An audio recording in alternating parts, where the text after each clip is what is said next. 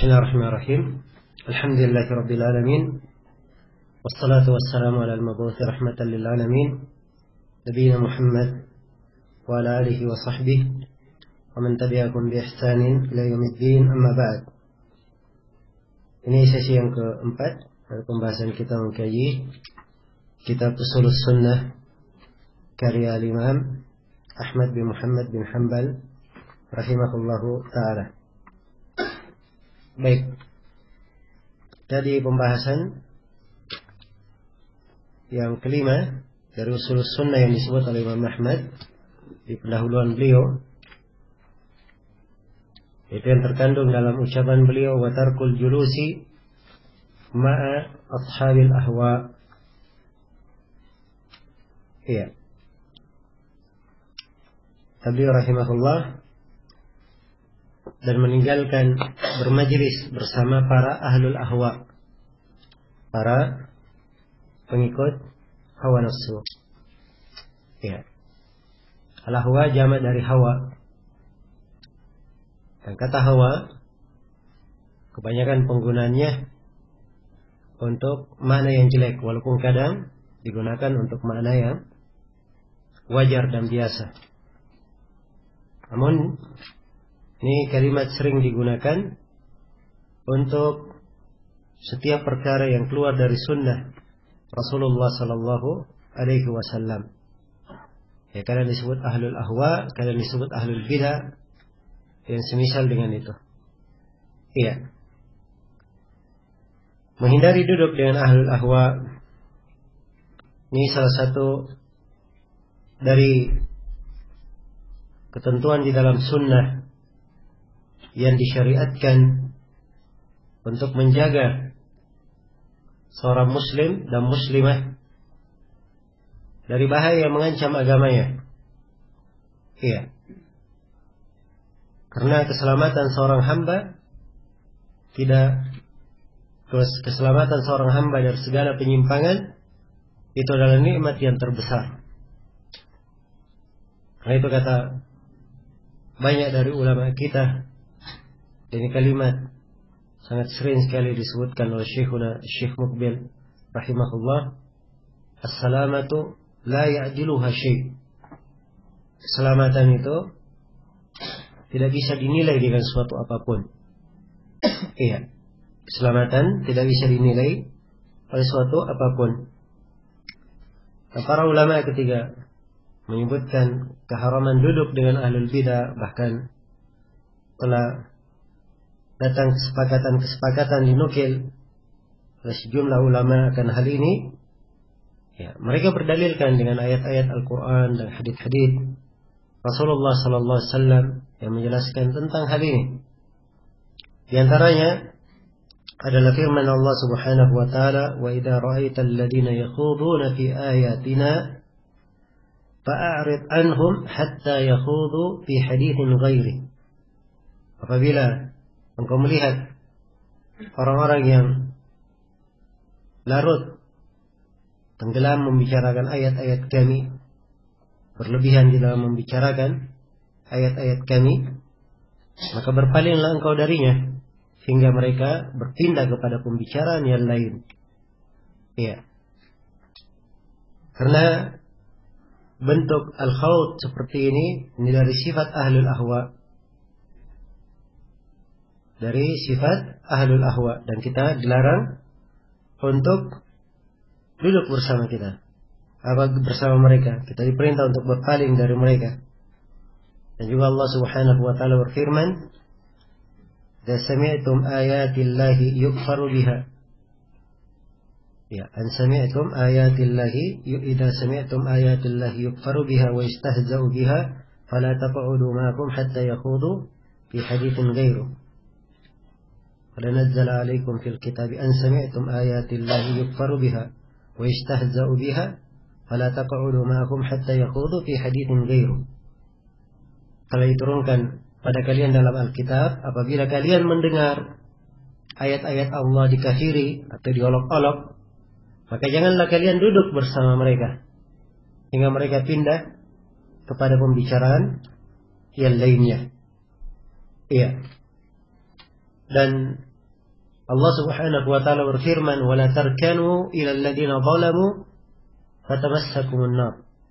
Janganlah kalian condong kepada orang-orang yang zalim sehingga kalian disentuh oleh apa? Api neraka.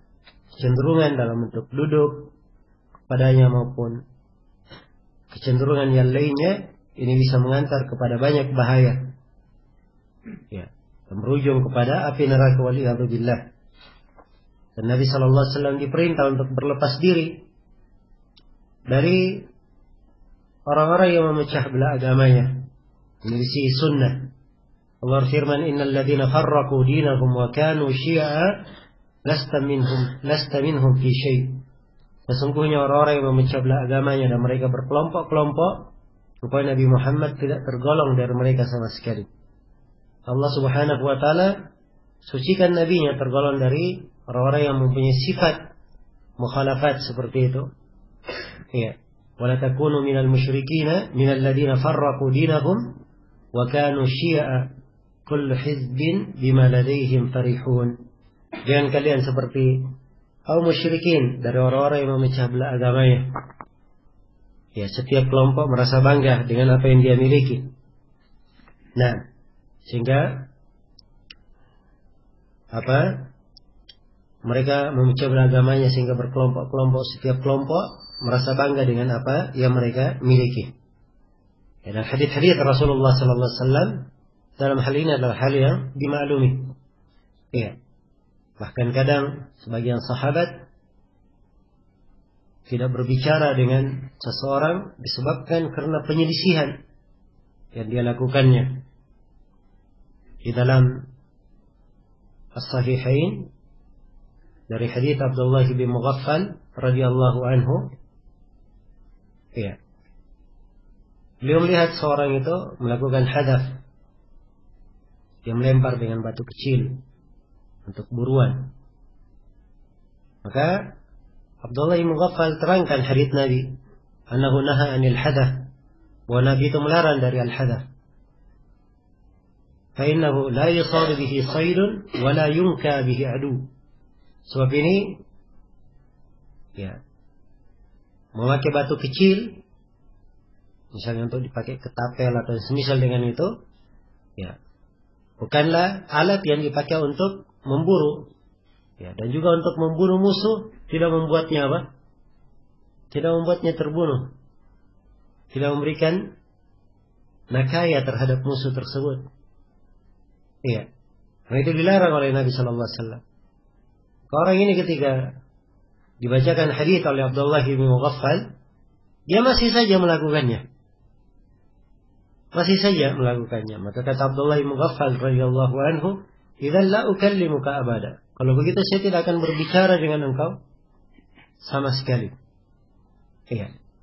Perhatikan ya, dari sikap sahabat ini terhadap orang-orang yang memiliki mukhalafat. Iya. Terhadap orang yang memiliki mukhalafat. Kan Rasulullah sallallahu alaihi wasallam pernah menetapkan ketentuan terhadap janin yang mati dengan ketentuan dia. Maka seorang berkata, "Ya Rasulullah, mali ugram?" Ya Rasulullah, kenapa saya kena garama, menanggung? Ya, ala man la syariba wala akal wala nataqa wala istahal fa mithlu dzalika yutal. Ya, terhadap manusia yang belum lagi dia bisa makan, belum lagi bisa minum, maksudnya belum lahir, masih janin mati, kenapa ada diahnya? Ya. Tidak berbicara, belum lagi bisa berbicara, belum lagi lahir berteriak, maksudnya lahir kemudian bayi ketika baru lahir kemudian apa? Bersuara. Dan seperti ini harusnya dihilangkan saja. Ya. Karena Nabi sallallahu alaihi wasallam berkata, "Inna hadza min ikhwanil kuhan." Orang ini dari kawan-kawannya dukun. Karena apa? Sajak dia di belakangnya itu cuma masalah sajaknya yang diinikan oleh Rasulullah SAW. Sebab itu tadi kalimatnya pakai lam semua di belakangnya, pakai sajak. Ya, dan ini dia gunakan untuk hal yang batil. Maka beliau katakan, ini dari saudara-saudaranya para dukun. Ucapan tegas dengan satu apa? Satu penyelisihan yang dia lakukan. Iya. Baik. Maka ini diperhatikan dan dipertimbangkan di dalam menyikapi ahlul ahwa, karena ada banyak kemaslahatan di dalamnya yang harus dijaga. Ada kemaslahatan berkaitan dengan al-wala wal bara, ada kemaslahatan berkaitan dengan menasihati umat. Ya, dan di dalam hal itu sendiri adalah ubudiyah, penegakan ibadah kepada Allah Subhanahu wa taala. Sebab itu bagian dari amar ma'ruf nahi munkar. Iya. Maka banyak sudut yang diperhatikan di dalam mencela ahlul ahwa. Nah, ini para ulama mengingatkan tentang bahayanya duduk dengan ahlul ahwa, orang-orang yang merupakan ahlul bidah. Sebab di dalam sejarah, ya, apakah di dalam hadits maupun di dalam kehidupan banyak dari orang-orang yang terdahulu jatuh di dalam berbagai perkara yang mengeluarkannya dari sunnah disebabkan karena bergaul dengan apa? Ahlul ahwa. Ya, karena itu wajar kalau para imam tegas di dalam hal ini. Iya, tegas di dalam hal ini. Dan pengaruh kawan duduk yang jelek ini luar biasa ya pada seorang. Iya. Perhatikan saja Abu Thalib itu bagaimana? Abu Thalib. Iya. Di akhir hayatnya Nabi berada di sampingnya menawarkan keislaman. Ya am, qul la ilaha illallah kalimatan uhajju laka biha indallah. Wahai pamanku, ucapkan la ilaha illallah, kalimat yang dengannya aku akan membela kamu di depan Allah. Ya. Tapi dia mempunyai kawan-kawan duduk yang jelek. Hadir di situ Abu Jahal dan siapa? Abdullah bin Umayyah. Tiap kali Abu Thalib berkata, tiap kali Nabi menawarkan seperti itu, keduanya ya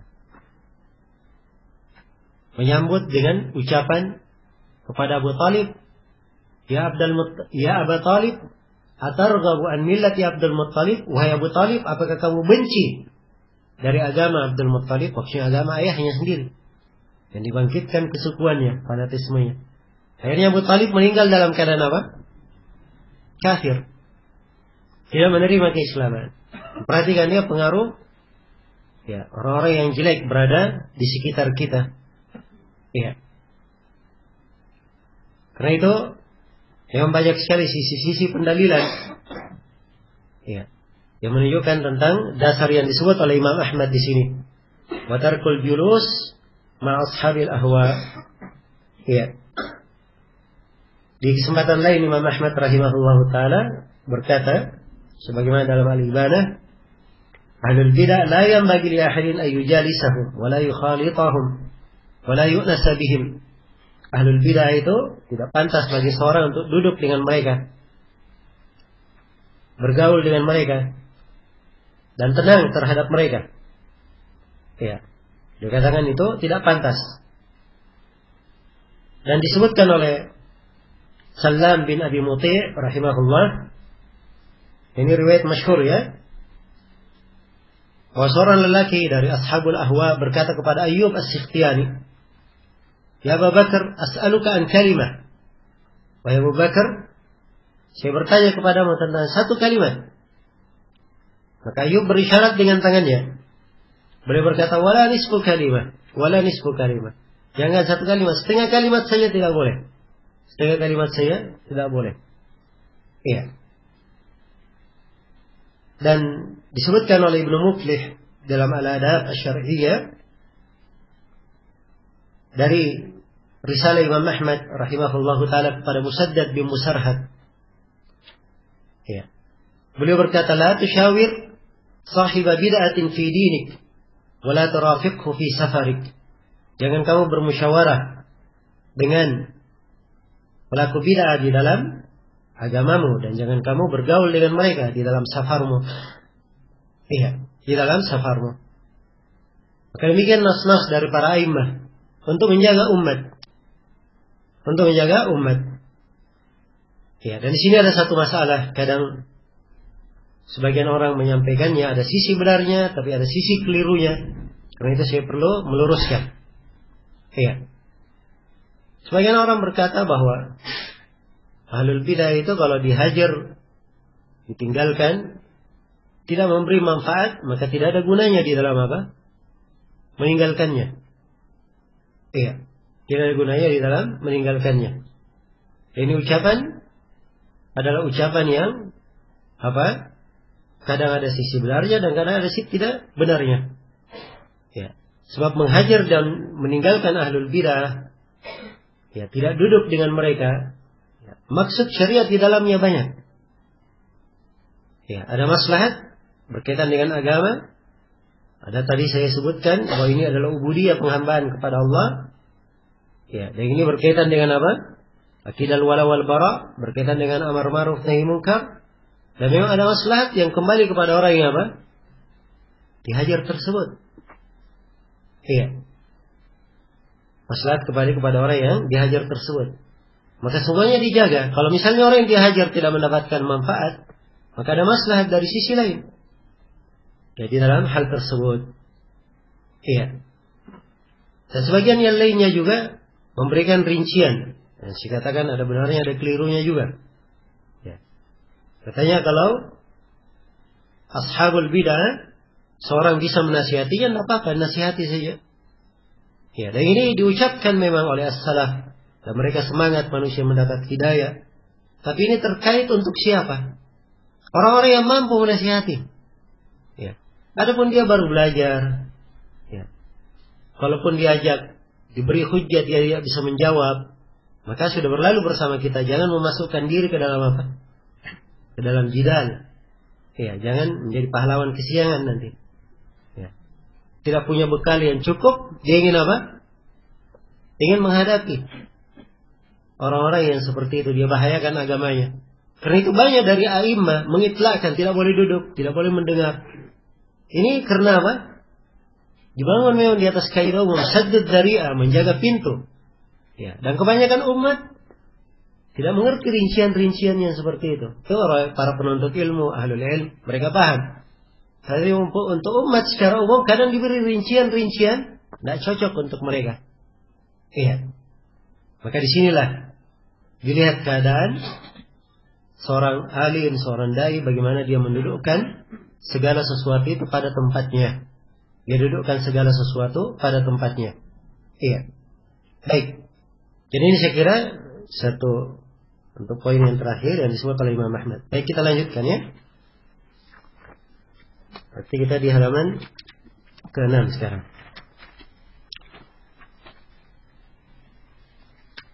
Baik, berkata Imam Ahmad rahimahullahu taala, "Was sunnatu indana atharu Rasulullah sallallahu alaihi wasallam." Iya. Kata beliau, dan sunnah menurut kami adalah athar Rasulullah sallallahu alaihi wasallam. Ya, adalah semua athar hadis Rasulullah sallallahu alaihi wasallam. Penggunaan kata athar ini di kalangan ahli hadis kadang digunakan untuk makna hadis yang datang dari selain Nabi sallallahu alaihi wasallam, dan kadang digunakan untuk hadis yang marfu' kepada Nabi sallallahu alaihi wasallam. Para sahabat lebih umum daripada kata hadis yang lebih umum dari penggunaan untuk mauquf dan maqtu' saja. Tapi digunakan juga untuk hadis marfu', mauquf dan maqtu'. Iya. Ini penggunaan-penggunaan seperti yang disebut oleh Imam Ahmad di sini banyak dilakukan oleh para ulama ya. Di Muqaddimah Imam Muslim saja, ketika beliau akan menyebutkan hadis-hadis, beliau sebut dengan bahasa athar. Padahal beliau akan menyebutkan sahih Muslim. Iya. Dan buku Imam At-Tabari, Tahdhibul Athar, bukan hanya ucapan sahabat di dalamnya, banyak hadis yang marfu'. Demikian pula buku Al-Imam At-Tahawi, ada 2 buku beliau, Mushkilul Athar dan Syarah Ma'anil Athar. Ada hadits yang dari Nabi sallallahu alaihi wasallam disandarkan kepada Nabi, dan ada hadits yang disandarkan kepada para sahabat. Ya, maka ini penggunaan umum ya. Hanya saja yang diinginkan dengan athar di sini oleh Imam Ahmad adalah hadits, karena disandarkan kepada siapa? Rasulullah sallallahu alaihi wasallam.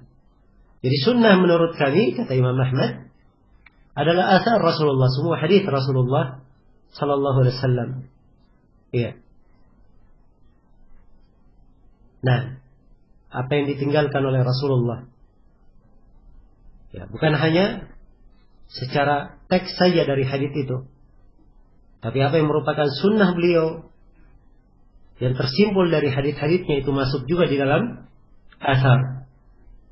Was sunnatu tufassirul Quran. Kemudian kata beliau bahwa sunnah itu menafsirkan Al-Quran. Wahia dalailul Quran. Iya. Dan sunnah adalah dalalah, dalil-dalil, ya, yang menunjukkan kandungan Al-Quran. Walaysa fi sunnati qiyas.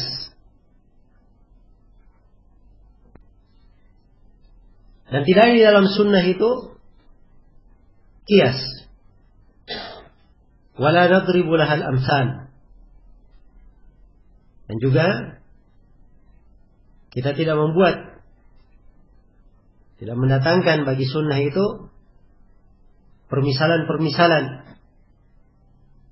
Wala tudraku bil uquli wala ahwa. Dan sunnah tidak dapat dijangkau dengan al-uqul, dengan akal-akal, wala ahwa, dan tidak pula dengan hawa nafsu. Innam huwal ittiba' wa tarkil hawa. Tapi hal tersebut adalah dengan ittiba dan meninggalkan hawa nafsu. Iya. Baik. Ini ucapan Imam Ahmad ya, dan di sini ada 5 perkara juga. Ada 5 pembahasan. Yang pertama, Imam Ahmad terangkan makna sunnah.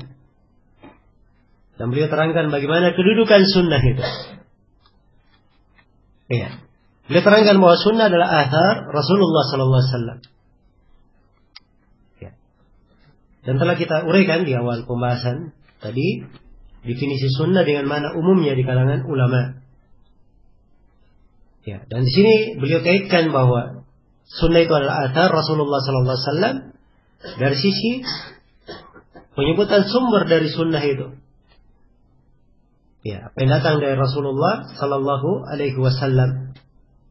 Athar Rasulullah sallallahu alaihi wasallam. Iya. Tentunya masuk di dalamnya Al-Quran dan hadits Rasulullah sallallahu alaihi wasallam. Iya. Jadi itu makna dari sunnah. Kemudian beliau terangkan kedudukan sunnah ini. Ya. Bahwa sunnah menafsirkan Al-Quran. Bahwa sunnah itu adalah dalalah, dalail,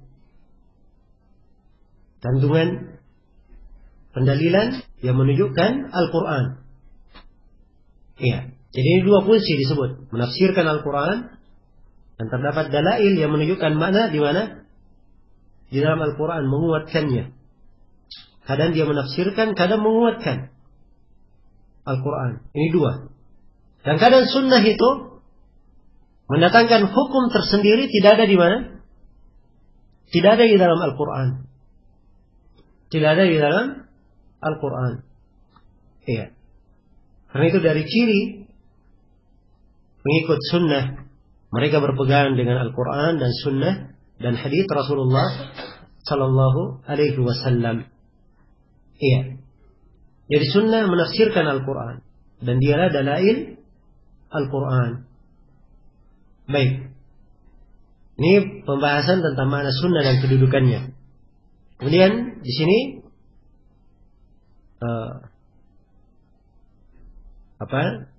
yang kedua ya dari uraian Imam Ahmad, hubungan sunnah itu dengan Al-Quran.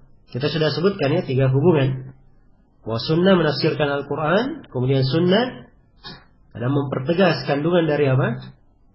Al-Quran dan kadang di dalam sunnah terdapat hukum yang tidak ada di mana? Dalam Al-Quran. Ya, dan ada yang keempat sebenarnya, yaitu kalau lebih tafsil lagi, bahwa sunnah itu kadang menambah sebagian hukum di mana? Di dalam Al-Quran. Iya, dan ini kalau dimasukkan kepada yang pertama menafsirkan, itu mungkin juga cocok. Sebab salat, zakat, ya, disebutkan perintahnya dalam Al-Quran, perintah yang mujmal. Ya, bagaimana tata cara salat itu? Apa yang menerangkannya? Sunnah Rasulullah Sallallahu Alaihi Wasallam. Iya. Di dalam Al-Quran hanya diterangkan kewajiban salat, bahaya orang yang tidak meninggalkan salat. Ya, hal-hal yang berkaitan dengan khusyuk, yang semisal dengan itu. Ataupun kaifiat salat, tata cara salat, itu diterangkan di mana? Sunnah Nabi Sallallahu Alaihi Wasallam. Nabi bersabda, "Sallu kama ra'aitumuni usalli." Salatlah kalian seperti kalian melihatku salat. Baik. Kemudian yang ketiga di sini, Imam Ahmad menjelaskan tentang ketiadaan kias di dalam sunnah. Iya. Pada dalam sunnah itu tidak ada pengkiasan. Tidak ada pengkiasan. Nah, iya. Dan kias yang dimaksud di sini oleh Imam Ahmad adalah kias dengan makna yang batil. Iya. Walaupun sebagian ulama dari mencermati nusus dari Imam Ahmad, ya, tampak bagi mereka bahwa Imam Ahmad keras di dalam masalah kias. Dan sama sekali menilai tidak boleh ada kias. Ya, dan dimaklumi bahwa kias itu beraneka ragam, ya. Ada kias syumuli, ada kias tamthili, dan ada kias aulawi. Ya. Kalau kias syumuli dan kias tamthili yang mengandung makna persamaan dan menyerupakan Allah dengan makhluk, ini tentunya tidak diperbolehkan.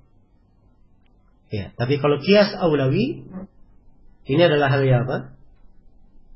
Hal yang merupakan pendalilan yang benar. Karena itu sebagian para ulama tidak menamakannya kias. Ada yang menyebutnya dengan nama dalalatun nas, dan ada yang menyebut dengan penamaan lain. Jelas ya? Karena memang di dalam hal ini kandungannya jelas. Kandungannya jelas. Iya. Tapi seorang yang mengenal sunnah dengan benar, semakin dia mengenal sunnah dan semakin dalam pemahamannya terhadap sunnah, itu hampir dikatakan dia tidak perlu sama sekali untuk mengkiaskan.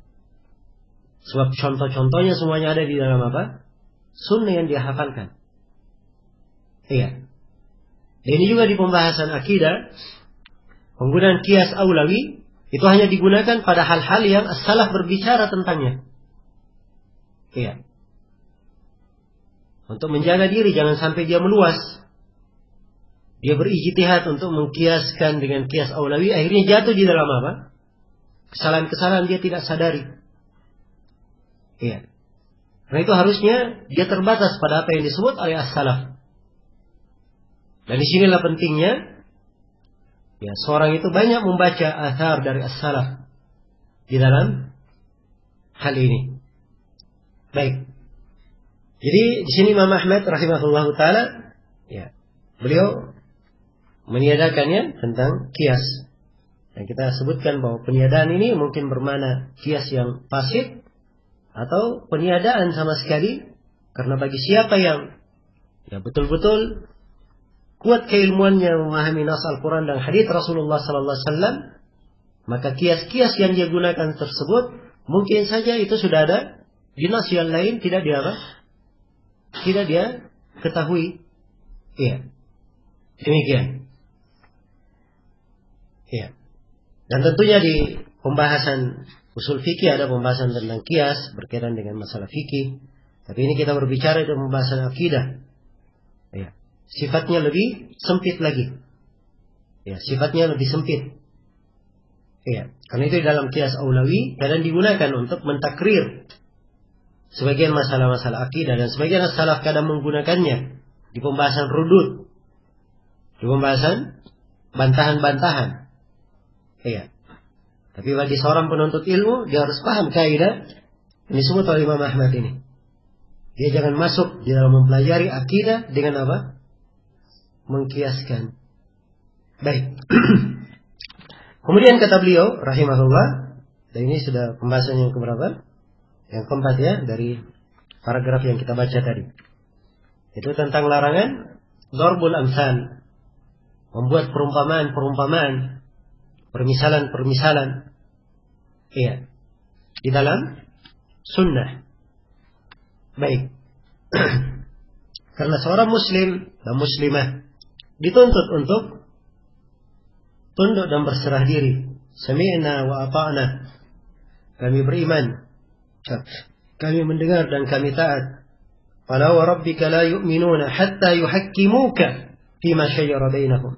Thumma la yajidu fi anfusihim harajan mimma qadaita wa yusallimu taslima. Ya. Tidaklah demi Rabbmu, sesungguhnya mereka tidak akan beriman sampai mereka menjadikan engkau Nabi Muhammad sebagai hakim yang memutuskan perselisihan yang terjadi di antara mereka. Kemudian mereka tidak menemukan rasa berat apapun di dalam diri mereka terhadap keputusan yang kau berikan. Wa yusallimu taslima. Kata Imam Az-Zuhri rahimahullahu taala, minallahi risalah wa 'ala ar-rasulil balagh wa 'alaina at-taslim. Kerasulan, risalah datangnya dari siapa? Dari Allah. Kewajiban ar-rasul adalah apa? Menyampaikan. Dan kewajiban kita adalah apa? Menerimanya. Ya, Rasul tidak ada andil kecuali apa? Menyampaikan. Dan kita tidak ada tugas kecuali apa? Menerimanya. Sebab risalah agama ini datangnya dari siapa? Dari Allah Subhanahu wa ta'ala. Maka harusnya demikian seorang muslim, seorang muslim, dia tunduk kepada ketentuan dan perintah Allah Subhanahu wa ta'ala. Ya, disebutkan di sebagian syarah, disebut di syarah Syekh Rabi', sebuah asar di Muqaddimah Ibnu Majah, ya, tentang orang yang makan apa yang disentuh oleh api, ada kewajiban wudu terhadapnya. Nah, ini hadis sahih ya, tentang masalah berwudu dari makanan yang dipanggang oleh api. Nah, walaupun kandungan dari hadis terdapat di dalamnya perintah, namun ada hadis-hadis yang lain yang menjelaskan bahwa Nabi makan daging panggang, setelah itu beliau sholat dan tidak berwudu. Yang disimpulkan oleh para ulama bahwa hukumnya hanya sunnah saja, ya bukan wajib. Nah, maka ketika mendengarkan hadis tersebut perintah wudu, ya, karena apa? Makan daging yang dipanggang. Ya, ada seorang yang bertanya. Nah, ada seorang yang bertanya, bagaimana pendapatmu dengan air yang hangat?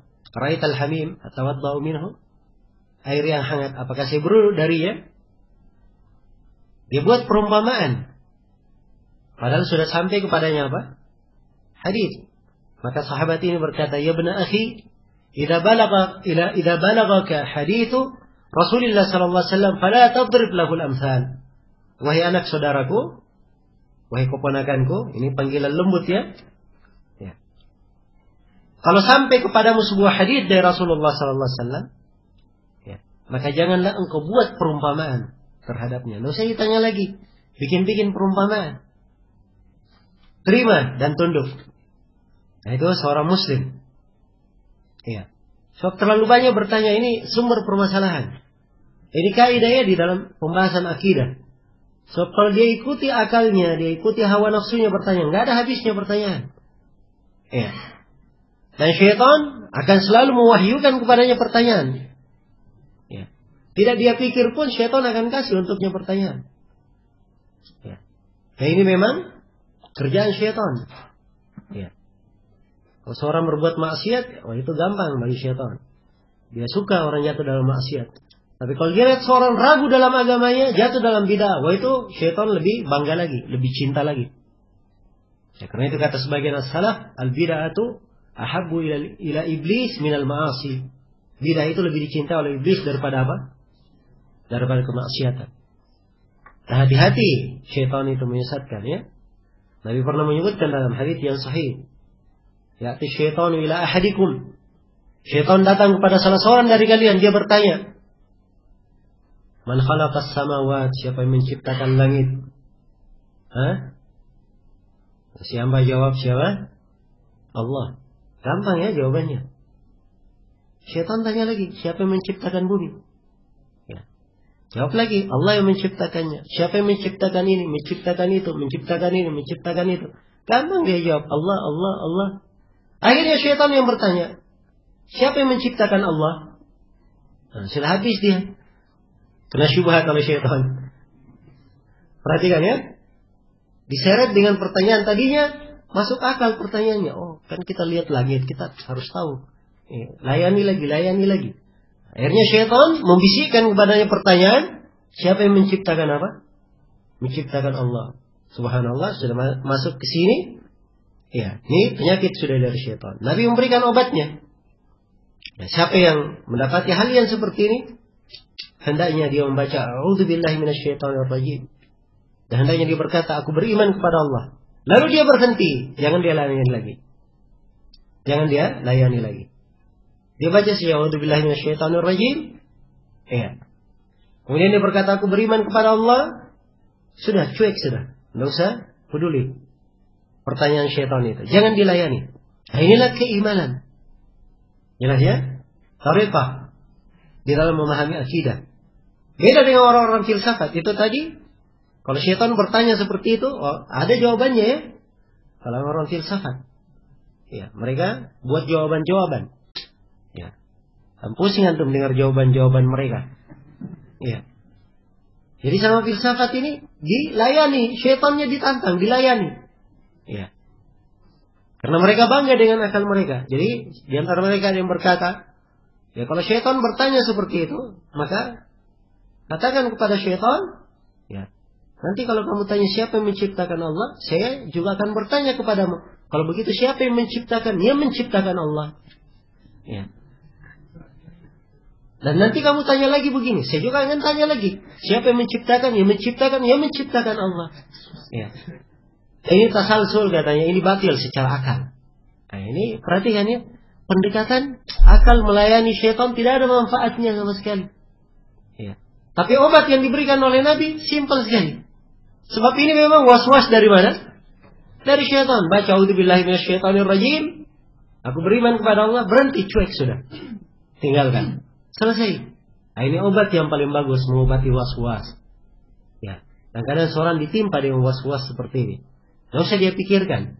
Itu pertanyaan dia cuek saja. Seakan-akan tidak pernah apa? Tidak pernah berlalu bersamanya hal tersebut.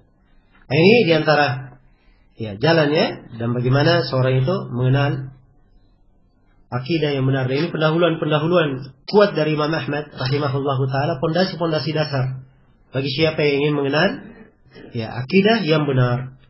Baik. Setelah itu Imam Ahmad rahimahullahu taala berpindah. Masih ada pembahasan lain ya? Masih pembahasan yang ke berapa? Yang kelima. Ya.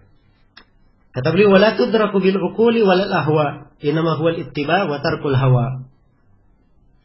Sunnah itu tidak dapat dijangkau dengan ukul, dengan akal-akal dan hawa nafsu. Tapi sunnah itu adalah sekadar ittiba, mengikuti dan meninggalkan hawa nafsu. Nah ini ketentuan di dalam seorang mempelajari sunnah, dalam mempelajari akidah. Iya. Harus dipahami bahwa akal itu adalah nikmat dari Allah Subhanahu wa taala. Ya, tapi akal harus dipahami dia adalah nikmat dipakai untuk memahami Al-Qur'an. Nah, hadits Rasulullah sallallahu alaihi wasallam.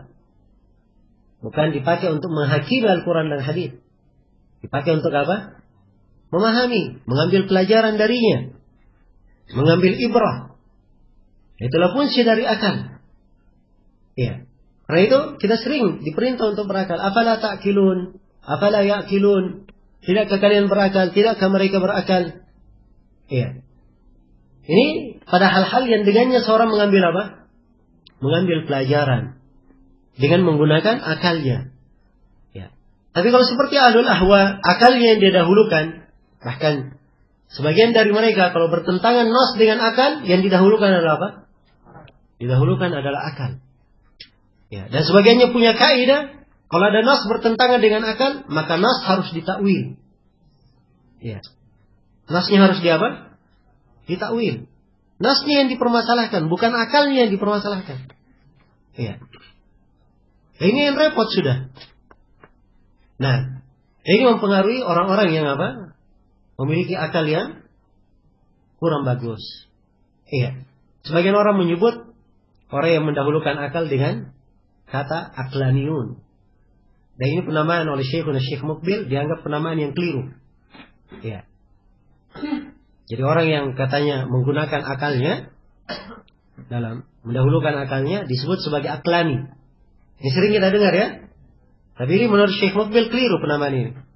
Sebab kalau akalnya sehat, dia tidak akan bertentangan dengan apa? Tidak akan bertentangan dengan nas. Ya. Dan itu akal manusia di atas fitrah asalnya. Kalau begitu jangan disalahkan akalnya. Tapi yang disalahkan orang ini akalnya memang apa? Tidak beres. Iya. Karena itu dikatakan sebagai aqlaniyun, ini tidak cocok. Dan penamaan-penamaan ini hanya penamaan dari kalangan orang-orang belakangan. Iya. Di kalangan as-salaf dahulu pun tidak disebut. Iya, kata aqlaniyun. Jelas ya? Hanya diingkari orang yang menggunakan akal di dalam apa? Menolak nas. Iya, menggunakan akalnya di dalam bid'ah. Ya, dan seterusnya. Iya. Muhammad Rashid Ridha, saya beri salah satu contoh. Muhammad Rashid Ridha, ya, dia menolak hadis. Menolak hadis. Hadisnya riwayat Bukhari dan Muslim. Nah, enggak. Tapi, ya, gaya penolakannya halus. Oh, ini hadis ada kelemahan di dalamnya. Ya. Dan tidak ada dari ulama terdahulu yang pernah mendahuluinya melemahkan hadis itu. Ya. Haditsnya apa? Adalah hadits kisah sujudnya matahari di bawah singgasana Allah Subhanahu wa taala. Syahnya dalam riwayat Bukhari dan Muslim. Tiap kali matahari terbenam, dia sujud di bawah arsy. Ya. Terus dia sujud hingga Allah perintah, terbitlah kamu dari arah timur. Demikian tiap hari hingga matahari ini suatu hari diperintah oleh Allah, terbitlah kamu dari arah kamu terbenam. Itu dari arah barat. Ya. Dan itulah hari apa? Ya, mendekati hari kiamat. Jelas ya? Baik, ini hadis tidak masuk akal oleh Muhammad Rashid Ridha. Katanya bagaimana mungkin di sini di negerinya di Mesir sudah terbenam matahari, di negeri sana masih terbit mataharinya. Dia sujud kemana katanya? Nah, ini akalnya orang-orang tidak sehat. Ya. Jelas ya? Akalnya tidak sehat. Kalau akalnya sehat, santai aja dia berpikir. Bukankah Allah Maha Mampu atas segala sesuatu? Iya. Ya atau tidak? Dia lihat nggak matahari sujud di bawah arsy? Dia juga tidak lihat. Ya. Dia juga tidak melihatnya. Karena itu hal-hal yang seperti ini yang didahulukan adalah al-ittiba, ya, mengikuti wa taslim, menerima. Ya, kalau akal yang diikuti itulah yang apa namanya? Yang merusak dalam hal-hal yang seperti ini. Baik, maka ini kaidah ya di dalam pemandangan nusus, dan banyak manusia tergelincir dalam hal-hal yang seperti ini. Masalahnya ini masalah akal ini. Iya, masalah akal. Nah, ini yang dibanggakan oleh orang-orang filsafat. Iya, ahli ilmu kalam. Mereka sangat membanggakan sekali akalnya. Luar biasa kebanggaannya. Ya. Bahkan orang yang kalau di training oleh mereka, nah, trainingnya itu harus pembuktian dulu. Tuhan itu ada atau tidak? Pembuktian secara apa? Secara akal. Na'udzubillah. Iya. Disebut ya di buku-buku apa namanya? Tentang firaq. Ya, tarikh firaq, kelompok-kelompok sesat. Kisah Fakhruddin Ar-Razi. Ya. Dia berjalan bersama murid-muridnya. Ya, ini tokoh ahli filsafat. Ya, masyhur Hingga hari ini bukunya menjadi rujukan. Walaupun Ar-Razi sendiri menyesal di akhir umurnya. Ya, dan banyak ya dari tokoh-tokoh filsafat ini. Ya, Ar-Razi, Siristani, Al-Ghazali. Ya, mereka menyesal di akhir umurnya. Ar-Razi lewat diikuti murid-muridnya yang banyak. Melewati rumah seorang perempuan tua pagi-pagi hari, ya biasalah berjemur depan rumah. Ya. Perempuan tua ini lihat orang banyak mengikuti satu orang, heran dia tanya, ya, siapakah orang yang diikuti ini? Maka murid Ar-Razi yang ikut menjawab dengan bangganya, ya, wahai ibu, ya rahmatillah, semoga Allah merahmatimu. Tidakkah kamu kenal siapa dia? Saya bangga sekali. Kata perempuan tua ini, saya nggak kenal siapa dia. Raja kah dia? Tanya bukan. Menteri kah dia? Bukan. Ini kah dia? Bukan. Lalu siapa dia? Kata muridnya, orang ini, ya, dia memiliki 1000 dalil bahwa Allah itu ada. Ya, dia memiliki apa? 1000 dalil bahwa Allah itu ada. Jadi ini kan filsafat. Ya, banyak-banyakan dalil bahwa Allah apa? Ada. Ini punya 1000 dalil. Ya, kalau ditanya tentang Allah itu ada, dia akan paparkan 1000 dalil bahwa Allah itu ada. Tapi apa jawaban perempuan tua ini? Perhatikan, perempuan tua di atas fitrahnya. Langsung dia berkata, "Uffillahu." Betapa celakanya orang itu. Ya. Afillahi syakkun. Apakah pada Allah ada keraguan? Kan yang dicarikan 1000 dalil itu adalah hal yang meragukan saja. Ya. Ini pikiran di atas fitrah. Sesuai dengan ayat Al-Quran. Afillahi syakkun fatiris samawati wal ard. Apa kepada Allah ada keraguan yang menciptakan langit dan bumi? Cukup kita ciptakan langit dan bumi. Tidak ada keraguan bagi kita. Ini dibawakan apa? 1000 dalil. Ya. Perhatikan. Karena itu Al-Ghazali, ketika beliau di akhir hayatnya, beliau berharap, ya, dulunya tidak pernah mengenal ilmu filsafat. Dan dia hanya berharap, wahai andai kata saya dilahirkan dan meninggal dalam keadaan saya berkeyakinan seperti keyakinan perempuan-perempuan tua di Naisabur yang tidak mengenal filsafat, yang masih berada di atas apa? Di atas fitrahnya. Iya. Itu ibaratnya matahari terbit di siang bolong, ya. Nantang, ayo, apa dalilnya matahari sedang terbit? Ini benar atau tidak orang seperti ini? Ya. Dijawab pun bingung cara menjawabnya. Gimana cara menjawab matahari dan terbit? Ya, itulah filsafat, ya. Dan ini semuanya ditinggalkan. Bagi siapa yang ingin masuk mempelajari akidah yang benar, jangan menyentuh hal-hal yang seperti ini. Karena itu kebencian para ulama salaf terhadap ilmu kalam, ilmu filsafat yang menggunakan akal, itu luar biasa. Karena mereka telah menyaksikan kerusakan ilmu-ilmu ini terhadap akidah kaum muslimin. Terhadap akidah kaum muslimin. Iya. Karena itu Imam Ahmad di sini beri kaidah. Innama huwal ittiba wa tarkul hawa.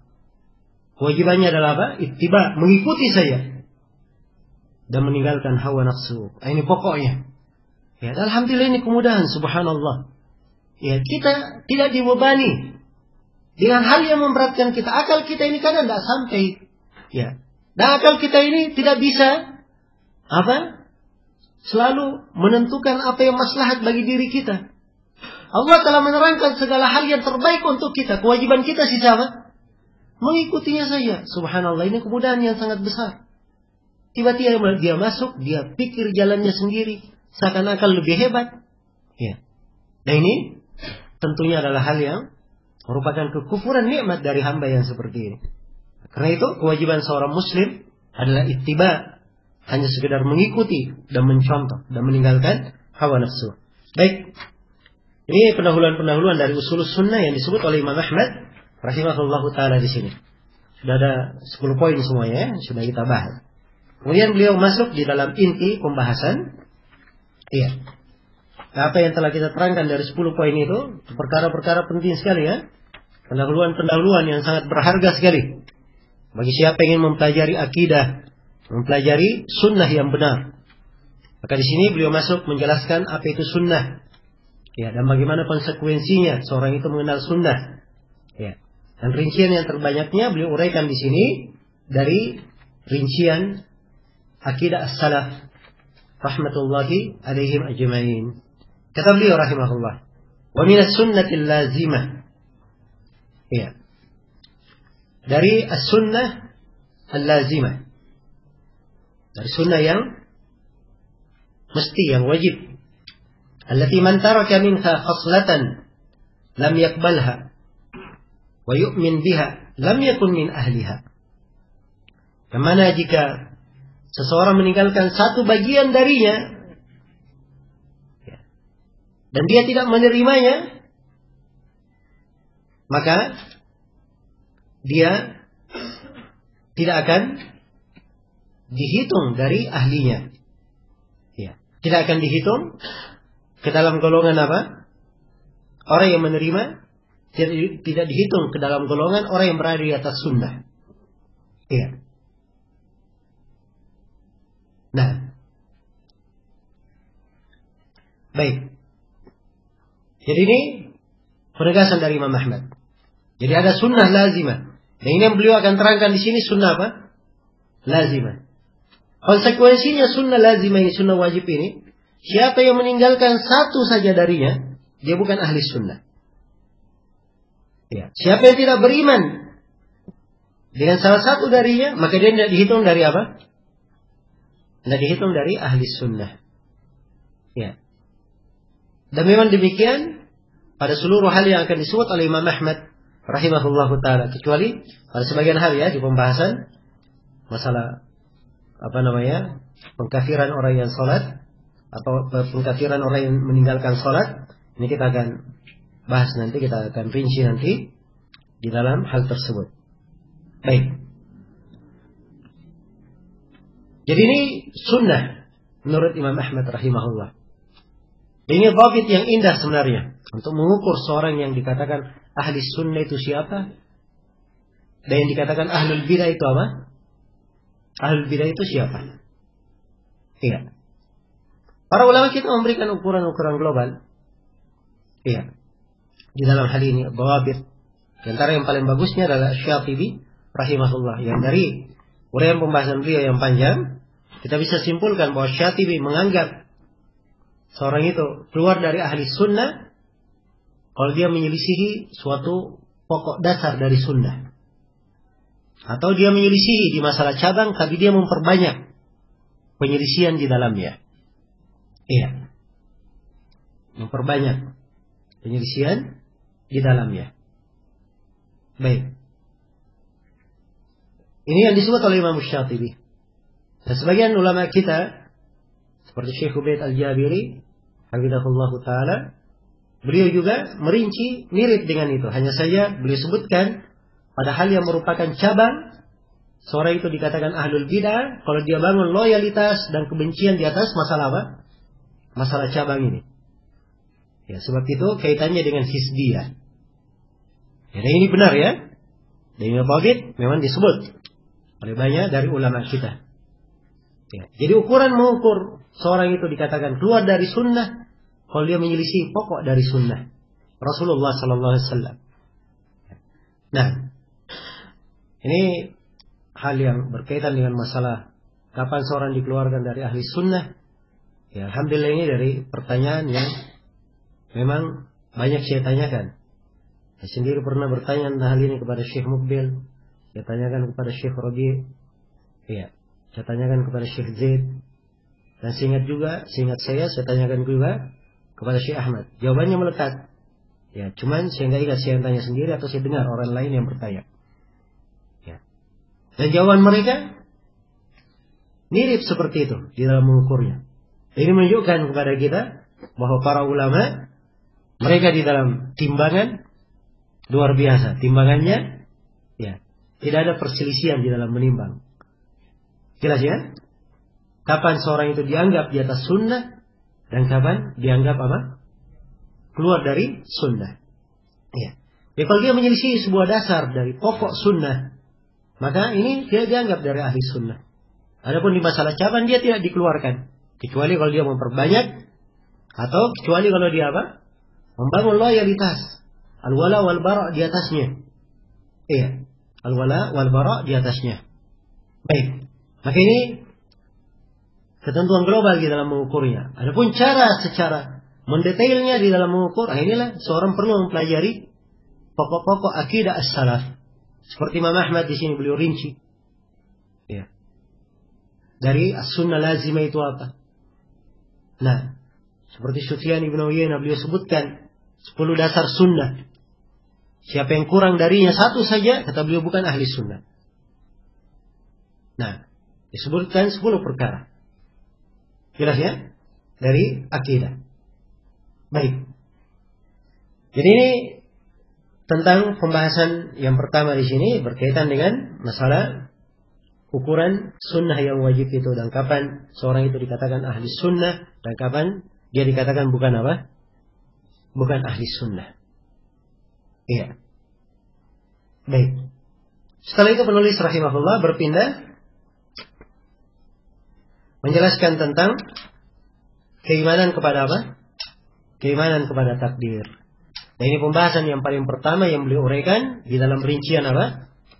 Di dalam rincian akidah ini. Iya. Mungkin ada yang bertanya, kenapa ini pembahasan yang pertama? Berkaitan dengan keimanan kepada takdir. Iya. Sebab ini dari awal penyimpangan di dalam masalah akidah yang terjadi. Ya, sebagian ulama menyebut ini awal, bukan dari awal. Dan sebagiannya berkata yang awal itu adalah penyimpangan kaum Rafidhah. Itu yang awalnya. Dan mungkin yang berkata bahwa penyimpangan kaum Rafidhah yang lebih awal, mungkin itu lebih tepat. Sebab mereka yang memancing kudeta terhadap Utsman bin Affan radhiyallahu anhu dan kaum Rafidhah, mereka sudah mengkultuskan Ali bin Abi Thalib radhiyallahu taala anhu. Hanya saja kejadian fitnah Qadariyah ini terjadi di akhir-akhir apa? Masa para sahabat. Ya. Kejadiannya dimaklumi, dimuat di dalam hadits yang pertama di Sahih Muslim. Hadits yang pertama di mana? Di Sahih Muslim. Iya. Dari Humaid bin Abdurrahman al-Himyari dan Yahya bin Ya'mur. Mereka berdua ya, mendapati bid'ah Qadariyah yang disebarkan oleh Ma'bad al-Juhani di Basrah. Maka mereka berdua melakukan rihlah perjalanan dari Basrah ke mana? Ke Mekah. Ya. Nah, siapa yang membaca biografi dua ulama ini, Yahya bin Ya'mur, Humaid bin Abdurrahman, ini dua kibar tabi'in dari ulama tabi'in. Ya. Dan penyimpangan kaum Qadariyah penyimpangan yang jelas. Tapi subhanallah ya, lihat dari etika as-salaf. Karena kalau ada hal-hal yang seperti ini diserahkan kepada orang yang lebih berilmu, yang dahulu berbicara. Ya, sebab kalau yang kecil-kecil berbicara sebelum yang besar, itu sudah ribut-ribut dulu. Ya kan? Kita aja hidup ya, punya anak-anak. Kalau anak-anak sudah bertengkar antara mereka, ribut. Coba kalau ngadu kepada orang tuanya, akan diselesaikan masalahnya. Ya, diselesaikan masalahnya. Maka harusnya demikian. Ya. Seorang itu mengambil pertimbangan dari ahlul ilm, dari orang-orang yang berilmu. Ya, apalagi di masa sekarang ini, kita punya dari ulama-ulama, ya, orang-orang tua, yang kita bisa apa? Bertanya kepada mereka. Ya. Dan ini dalam menyikapi masalah-masalah yang baru terjadi. Nah, itu terlihat kalau hal itu yang berbicara adalah ulama besar, maka solusinya, penyelesaiannya sangat bagus kan. Ya, sangat bagus. Tapi kalau yang berbicara sebelum ulama besarnya berbicara, biasanya ribut-ribut dulu banyak. Ya, walaupun insya Allah selesai juga kalau ulama besar turun tangan, ya, tapi harusnya kan tidak terjadi seperti itu. Kalau diserahkan kepada apa? Yang lebih tua berbicara. Nah, ini fikih yang harusnya dipahami. Fikih yang harusnya dipahami dan dimengerti. Baik. Jadi Yahya bin Ya'mur dan Humaid bin Abdurrahman datang ke Mekah. Ada riwayat mengatakan mereka haji, ada yang mengatakan umrah. Allah memberi taufik, mereka berjumpa dengan Abdullah bin Umar. Maka salah seorang dari keduanya berbicara bahwa di negeri kami sudah tampak sekelompok manusia. Mereka ini disebutkan dari penyimpangannya di dalam takdir, dan mereka berkata al-amru unuf. perkara itu unuh, baru terjadi. Artinya apa? Menurut mereka kalau sesuatu itu baru terjadi, Allah baru tahu. Sebelum terjadinya Allah apa? Tidak tahu. Ya, ini bid'ah qadariyah. Maka mendengar hal tersebut Ibnu Umar radhiyallahu taala anhu berkata, "Walladzi nafsu Ibnu Umar biyadi." Tapi Ibnu Umar berkata, "Idza laqita haula fa akhbirhum anni bari'un minhum wa innahum bara'u minni." Ya, kata Ibnu Umar, kalau kamu jumpai mereka, katakan kepada mereka bahwa aku Abdullah bin Umar berlepas diri dari mereka dan mereka berlepas diri dari aku.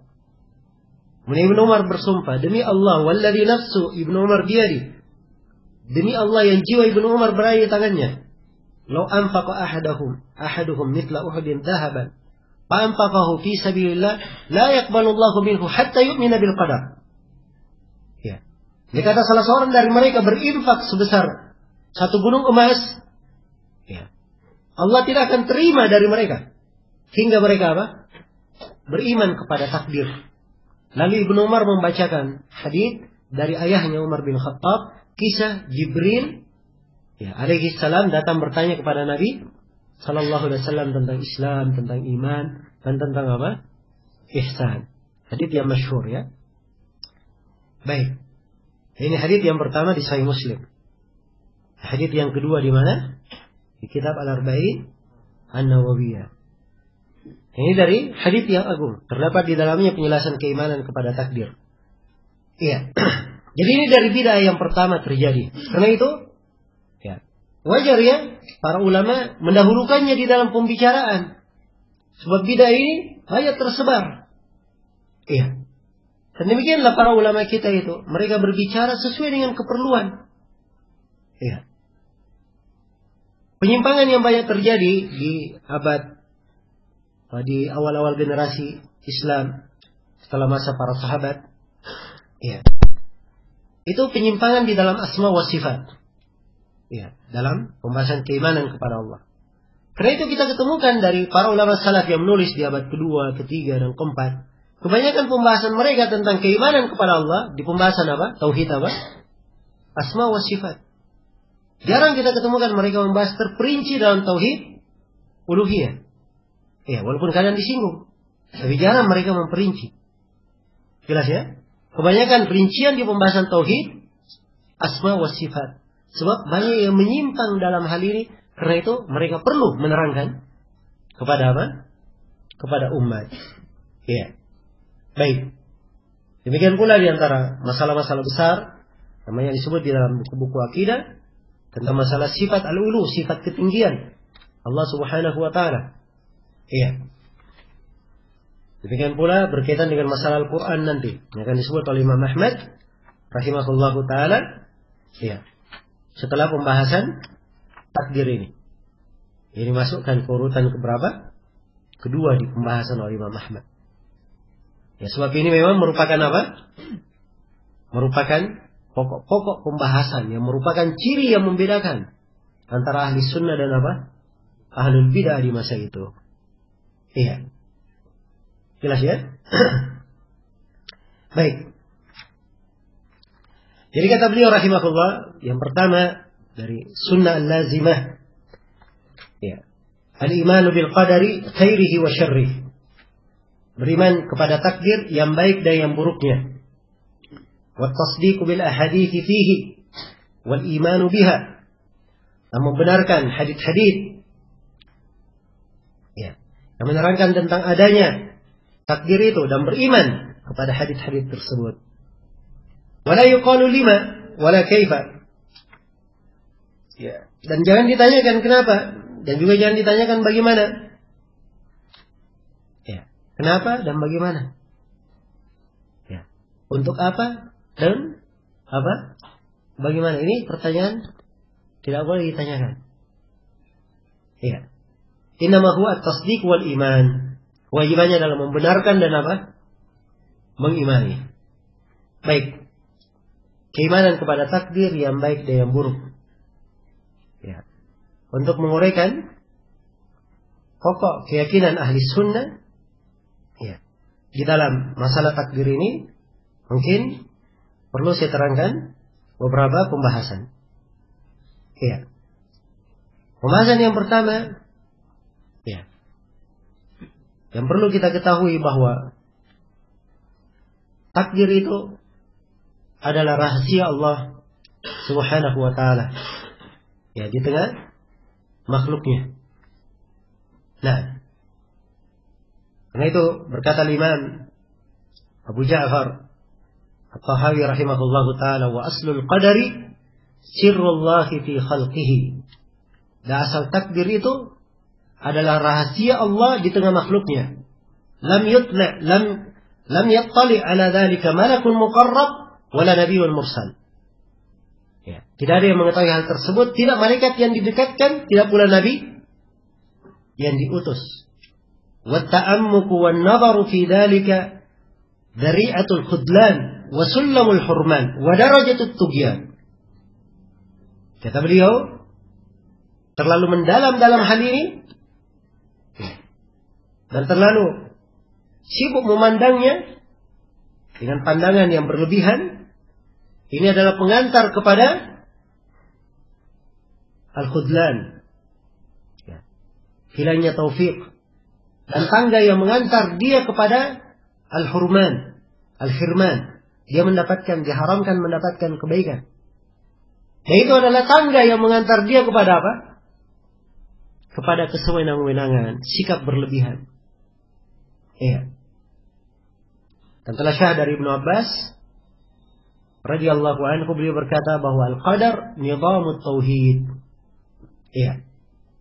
Takdir itu adalah nizamnya, urutannya, susunannya tauhid. Orang wajib mengimaninya. Iya, wajib mengimaninya. Dan keimanan kepada takdir adalah keimanan yang ditunjukkan oleh adillah. Ya, ini pembahasan yang kedua, bahwa kewajiban iman kepada takdir ditunjukkan oleh dalil-dalil dari Al-Quran dan dari hadits Rasulullah Sallallahu Alaihi Wasallam, dan juga dari ijma' di kalangan para ulama, kesepakatan di kalangan para ulama. Nah, hanya dalil yang menunjukkan tentang hal tersebut. Di antaranya adalah firman Allah Subhanahu wa taala, "Wa khalaqa kulla syai'in faqaddarahu taqdira." Iya. Dan Allah menciptakan segala sesuatu, lagi ya, kemudian menakdirkannya dengan sebenar-benar penakdiran. Dan Allah Subhanahu wa taala berfirman, "Inna kulla syai'in khalaqnahu biqadar." Dan sungguhnya kami menciptakan segala sesuatu itu dengan apa? Dengan takdir. Iya. Dan di dalam hadits Jibril, dengan Nabi terangkan tentang iman, iya, beliau sebutkan al-imanu an tu'mina billahi wa malaikatihi wa kutubihi wa rusulihi wal yawmil akhir wa tu'mina bil qadari khairihi wa syarrihi.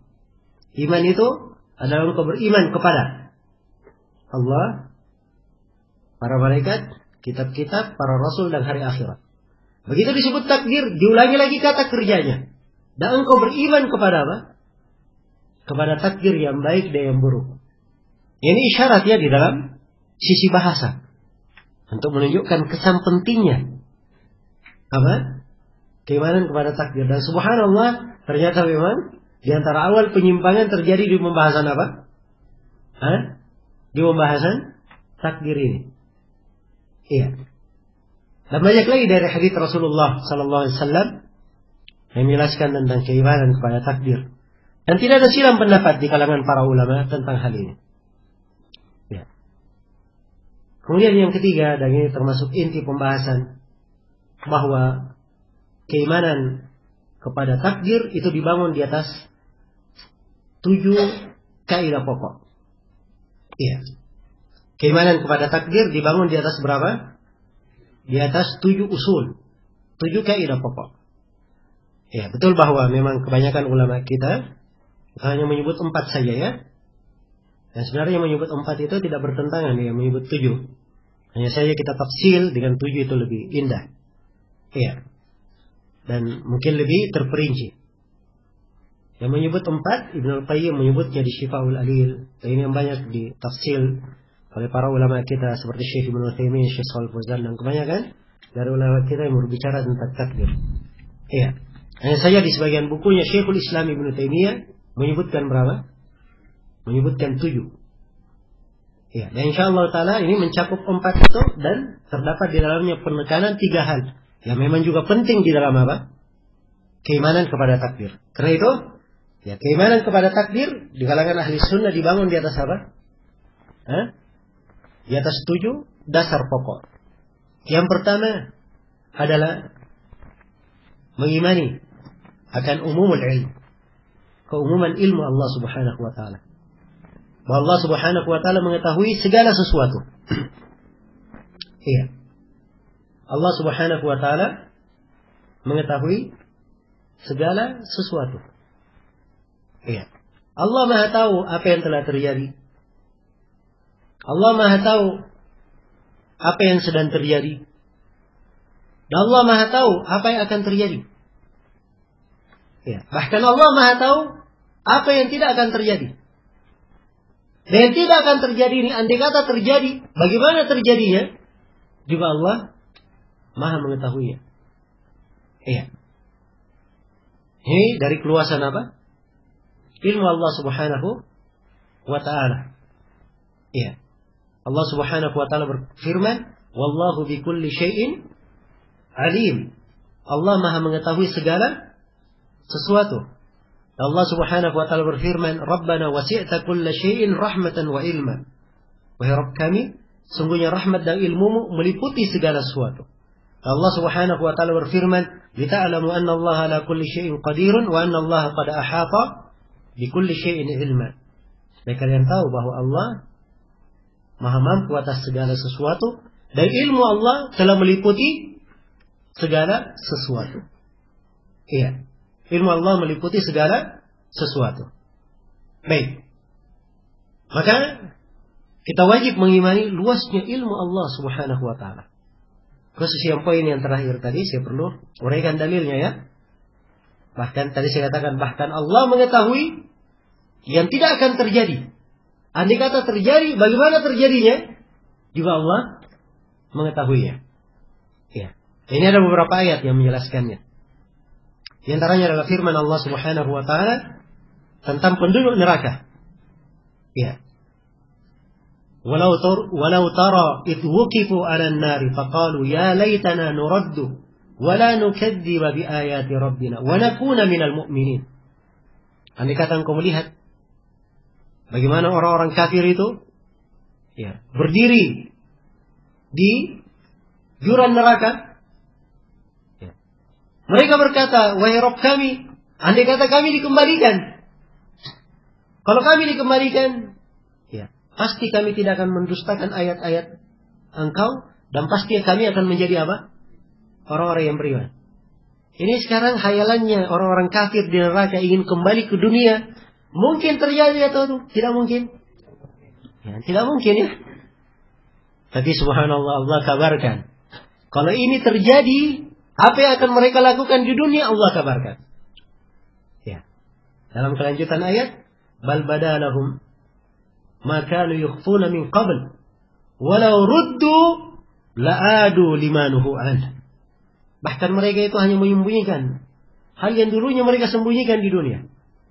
Allah berfirman, andai kata mereka dikembalikan lagi ke dunia, pasti mereka akan ulangi lagi perbuatannya. Ya. Perhatikan ya. Luasan ilmu Allah Subhanahu wa ta'ala. Baik. Mau ayat yang lain? Ya. Ada ayat yang lain. Ya, cuman kadang kita berlalu ayatnya kurang detail aja di dalam mengambil istimbat. Ya. Baik, kita urut ya. Itu tadi ayat di surah apa tadi? Ayat di surah Al-An'am tadi ya.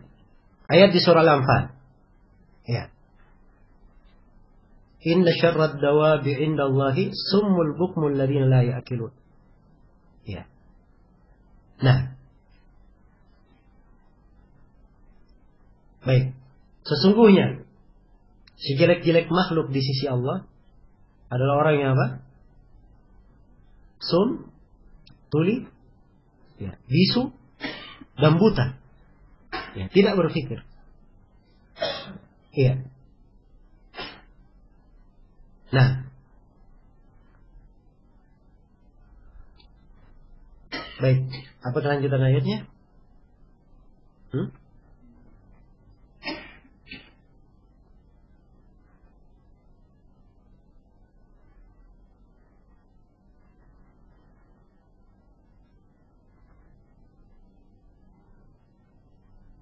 Ya baik. Ya disebutkan di kelanjutan ayat bahwa mereka ini tidak akan mungkin mendengar ayat-ayat Allah Subhanahu wa taala. Tidak akan mungkin beriman. Itu sudah ketentuan Allah takdirkan. Tidak akan mungkin. Tapi bersamaan dengan itu Allah Subhanahu wa taala berfirman, "Lau asma'ahum latawallaw wa hum mu'ridun." Andai kata Allah memperdengarkan kepada mereka ayat-ayat, mereka akan berpaling dalam keadaan apa? Membelakangi. Jadi sebutkan bagaimana keadaan mereka kalau apa? Kalau hal tersebut terjadi, ya. Kalau terjadi mereka mendengar ayat-ayat, mereka pasti berpaling. Ya. Nah, jadi awal ayat coba ingat ya, "Lau alimallahu fihim khairan la asma'ahum, walau asma'ahum la tawallaw wa hum mu'ridun." Andai kata Allah mengetahui pada mereka ada kebaikan, Allah akan biarkan mereka mendengarkan ayat-ayat, menerimanya. Ya, mengambil manfaat. Andai kata diketahui ada kebaikan. Tapi ini adalah hal yang Allah tidak takdirkan untuk mereka. Kemudian Allah terangkan, andai kata mereka ditakdirkan mendengar ayat-ayat Allah. Ya. Apa yang akan terjadi? Allah terangkan. Walau asma'akum. Andai kata mereka diperdengarkan. La tawallu. Mereka pasti akan berpaling. Wahum mu'ridun. Dalam keadaan membelakangi. Itu kejadiannya. Iya. Demikian pula ayat di surat Taubah. Ya, tentang kisah kaum munafikin.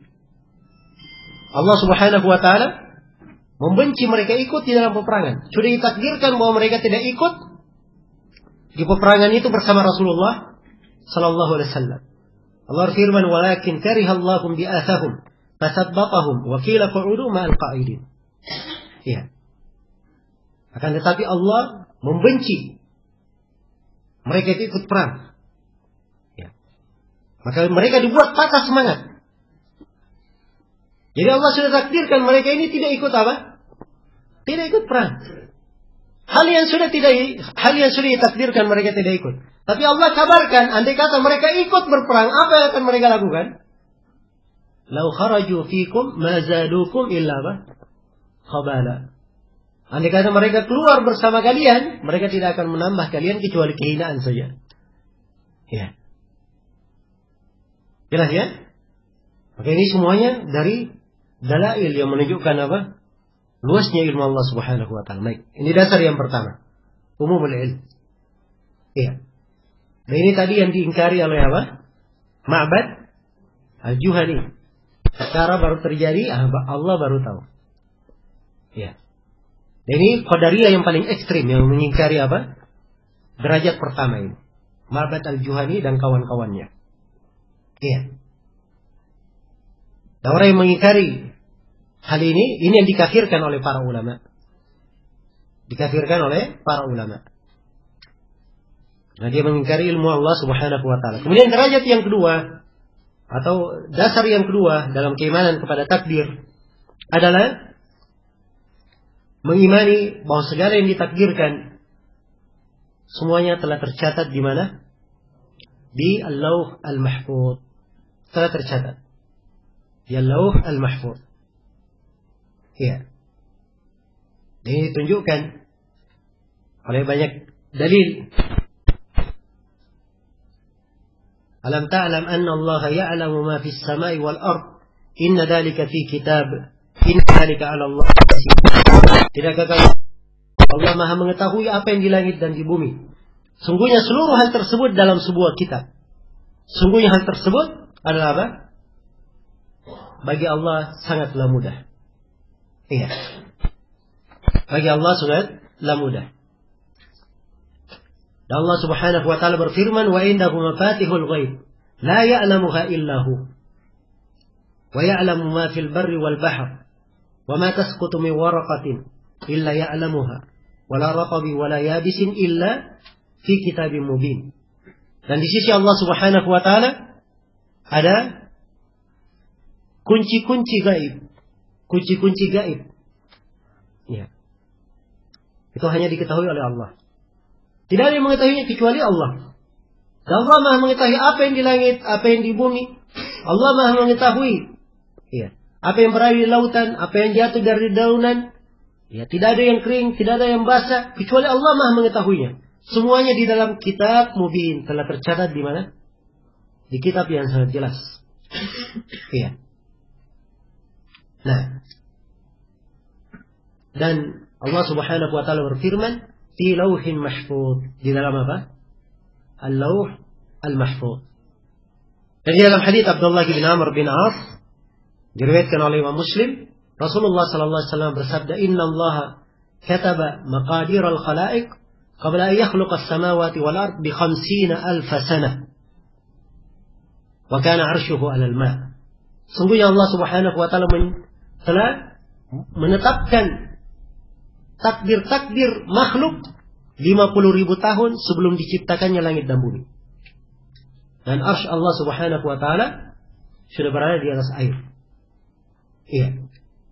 Dan di dalam hadits Ubadah bin Samit, Rasulullah sallallahu alaihi wasallam bersabda, "Awwal ma khalaqa Allahu al-qalam. Wa qala lahu uktub." Ya. Awal yang kali Allah cipta adalah pena.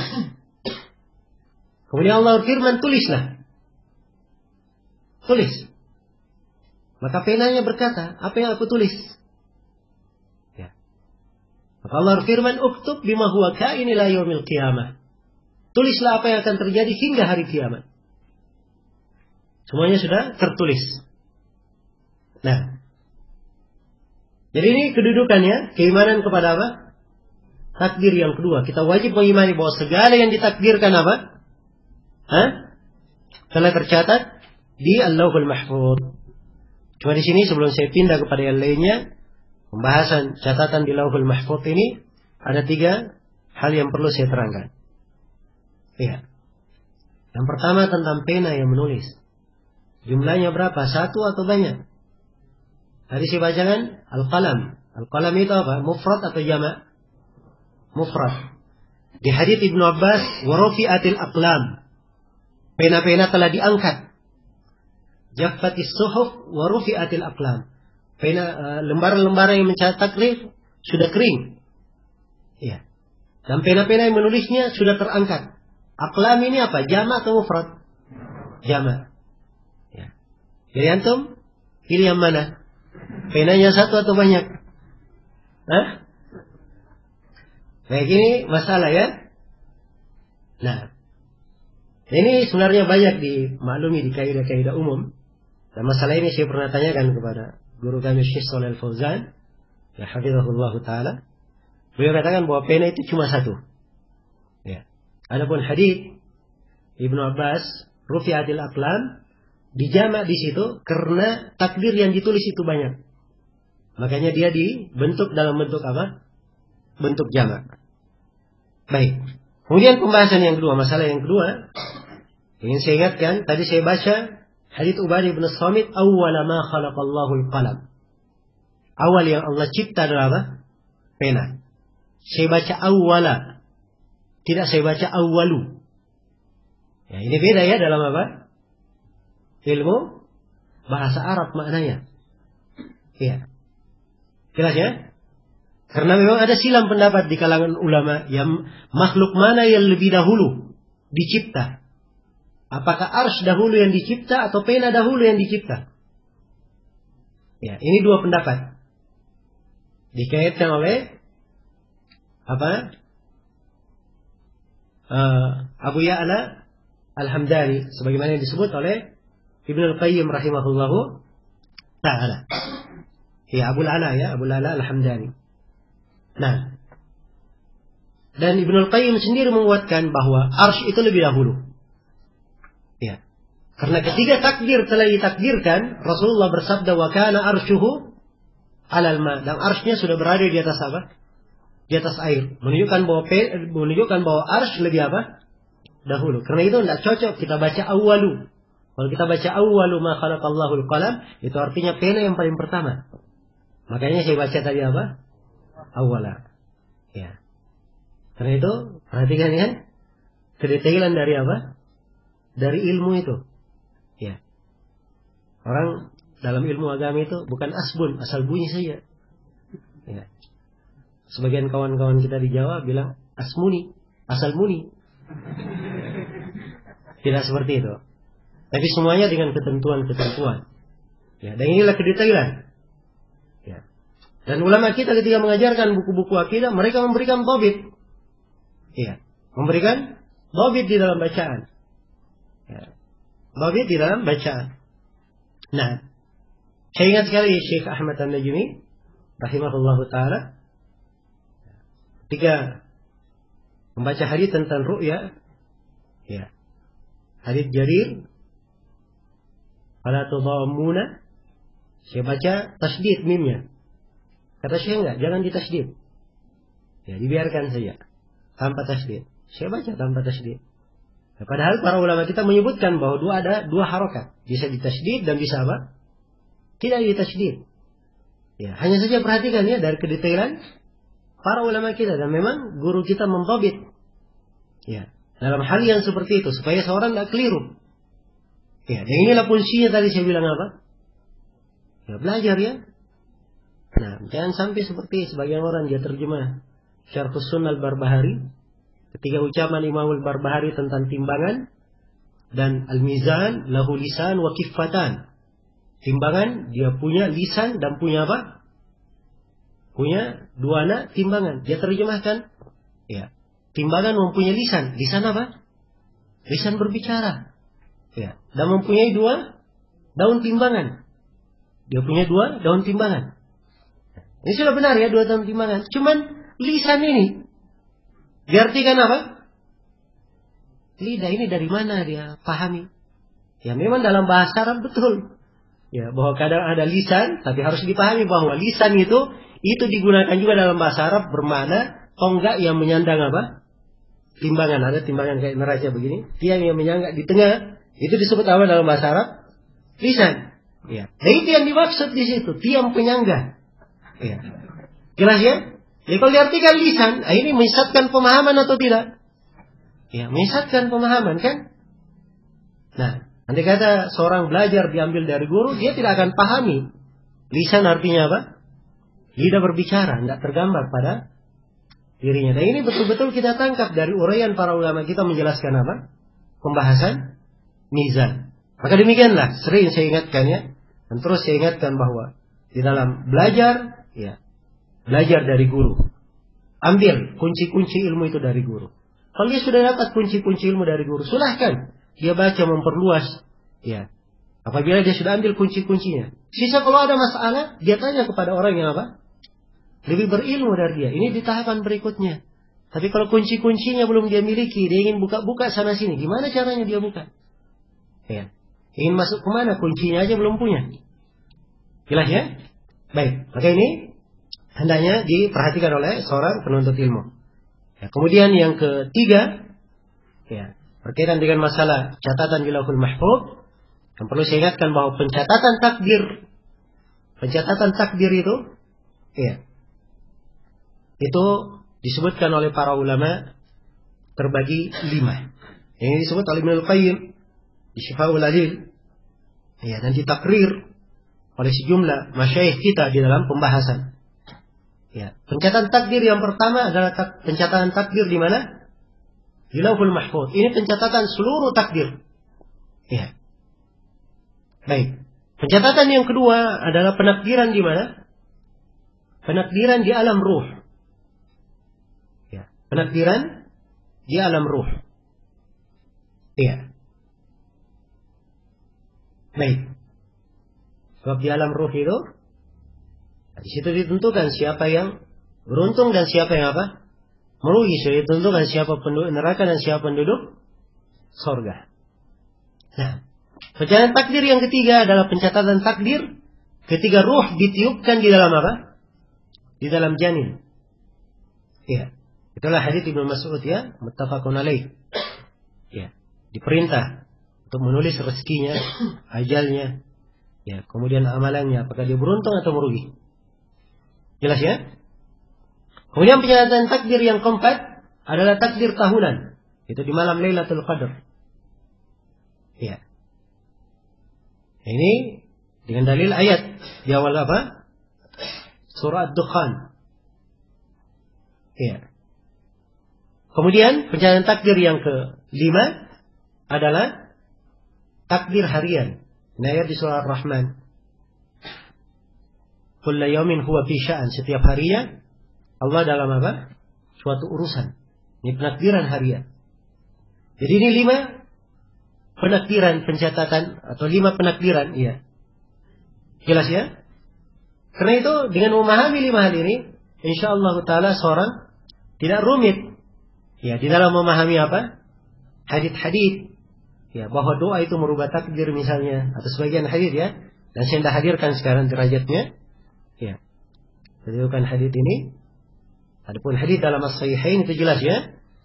Ya, man sarrahu ayyabsatallahu fi rizqihi wa yansa'alahu fi atharihi falyasir rahimahu. Siapa yang senang rezekinya dilapangkan, umurnya dipanjangkan, hendaknya dia apa? Menyambung silaturahminya. Rezeki dilapangkan, umur dipanjangkan. Tidak yang bertanya, kok sudah ditakdirkan kok bisa bertambah panjang, bertambah luas rezekinya. Nah, maka tidak perlu bingung. Pencatatan takdir ada berapa? Ada 5. Yang jelas, yang berubah itu bukan di mana? Yang di Lauhul Mahfuz. Dan yang berubah itu pasti sudah tercatat juga di mana? Di Lauhul Mahfuz. Selesai. Ya kan? Ya. Nah ini alhamdulillah mudah seorang di dalam memahaminya. Kalau dia mengerti bagaimana rincian ya, ketentuan syariat di dalam hal itu. Baik. Dengan pula kadang seorang mempertentangkan ya, dalam masalah takdir ini apa yang dia lakukan. Ini juga tidak mesti. Dan akan kita terangkan nanti ya di dasar yang ke-7 insyaallah taala. Baik, ini sudah keberapa yang tadi? Hah? Kedua ya? Ya, waktunya kayaknya sudah habis ini untuk. Ya, masih ada 5. Kalau saya kebut nanti pemahamannya yang kebut-kebutan juga. Ya. Baik, jadi kita pending aja dulu ya. Kita lanjutkan 3 dan seterusnya insyaallah taala di pertemuan yang akan datang. Baik, untuk sementara saya cukupkan dulu di sini. Subhanakallahumma wa bihamdik, asyhadu an la ilaha illa anta, astaghfiruka wa atubu ilaik, walhamdulillahirabbil alamin.